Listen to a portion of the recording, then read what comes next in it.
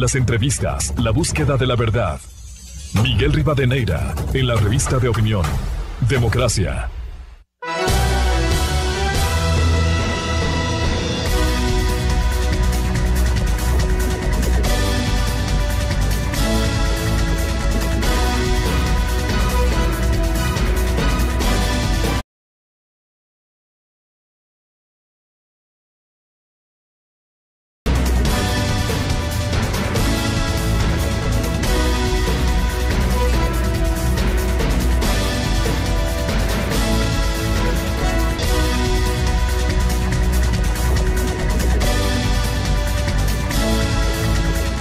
Seis 31 minutos en el territorio continental ecuatoriano, buscando la verdad en la revista de opinión Democracia.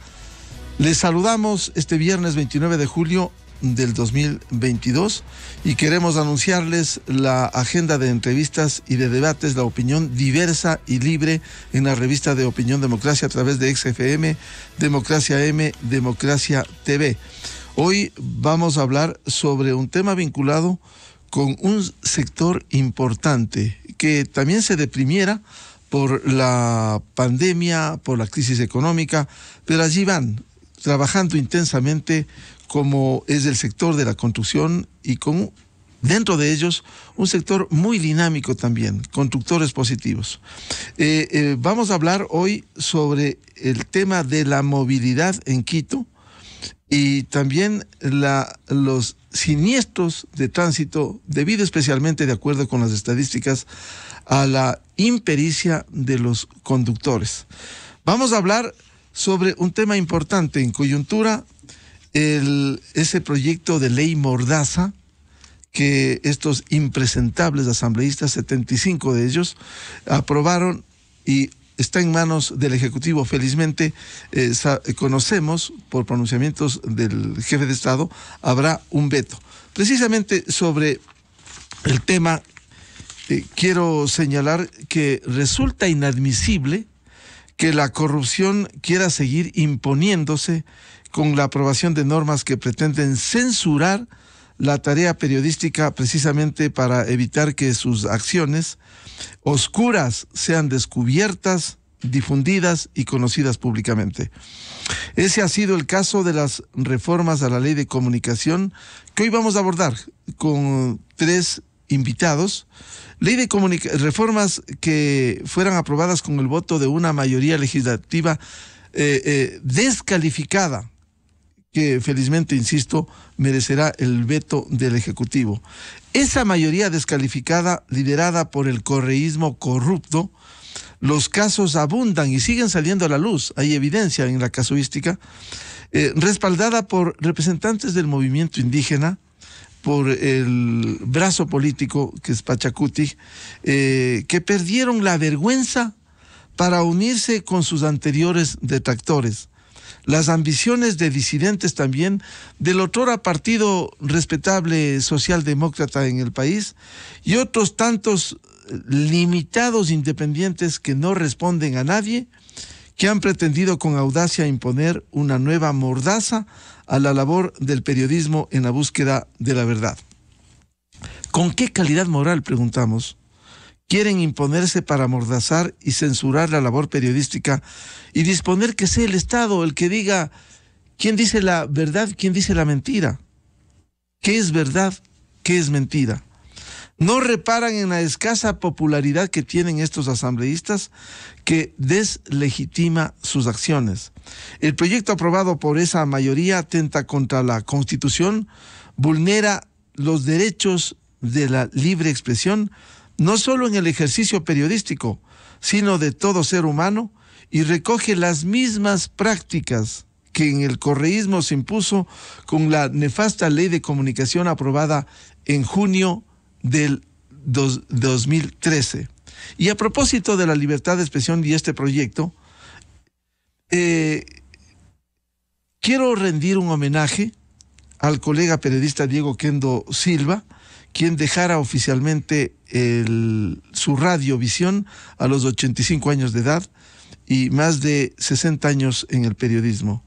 Diego, un colega muy respetado, de quien también aprendimos y con quien trajinamos en diferentes orillas, pero siempre en el mismo sentido de defensa irrestricta de la libertad de expresión. Quiero recordar, a propósito de esto, cuando nos juntamos entre el 2011 y 2012, en la época dura de la persecución del correísmo, y tuvimos la iniciativa con los colegas de hacer una cadena mensual, radios líderes que hicieron de matriz precisamente Exademocracia, Visión, Radio Quito, Platinum, Radio Centro de Quito, City de Guayaquil, Ondas Azuayas de Cuenca. Al comienzo también se sumó FM Mundo con Stephanie Spin, Sonorama con Wilson Oposita, Sucesos con Marcelo Dotti y City desde Guayaquil con Gustavo Cortés. Hicimos más de 12 enlaces junto con reconocidos, apreciados y respetados colegas y líderes en la radio. Gonzalo Rosero, Diego Kendo, Gonzalo Ruiz, Carmen Andrade, Gustavo Cardoso y quien les habla.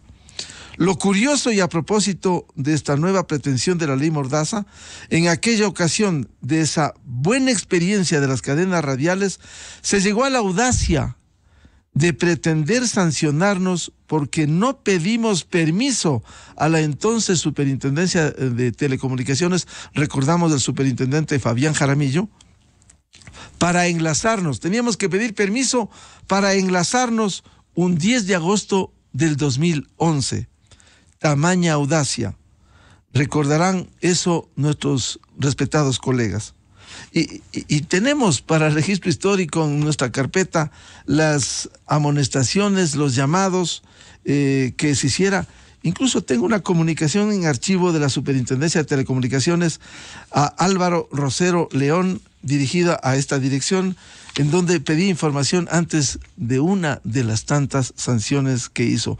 Felizmente el superintendente, en una tácita reconvención a quienes iniciaron el proceso contra nosotros, en una de las tantas, en forma reiterada, más de 2 ocasiones, señala que en el caso de cadenas no permanentes no existía ninguna obligación de notificar a la Supertel porque no son cadenas permanentes. Esto ha sido parte de la vergüenza que ha vivido el Ecuador. En fin, esas experiencias y valiosas enseñanzas, porque en el trajín diario seguimos aprendiendo, nos sirvió como una lección de valentía para enfrentar al poder y defender de manera irrestricta la libertad de expresión y de opinión, como seguimos y continuamos haciéndolo. Que esto sepan esos impresentables 75 legisladores de la Asamblea Nacional que aprobaron este proyecto.